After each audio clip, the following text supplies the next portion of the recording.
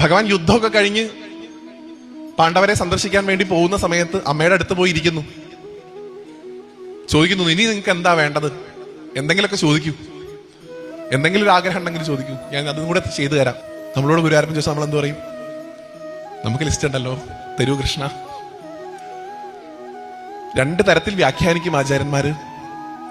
ചില ആൾക്കാർ പറയും ദുഃഖം തരണേ ഭഗവാനെ എന്ന് പ്രാർത്ഥിച്ചു കുന്തി എന്നാണ്. ഭഗവാനും ഞെട്ടി, ഈ യുഗന്തപ്പം എങ്ങനെ ചോദിക്കണേ? സാധാരണ രീതിയിൽ ആൾക്കാർ ഇതൊന്നും ചോദിച്ചെനിക്ക് പരിചയമില്ല. ദുഃഖം തരണേ ഭഗവാനെ.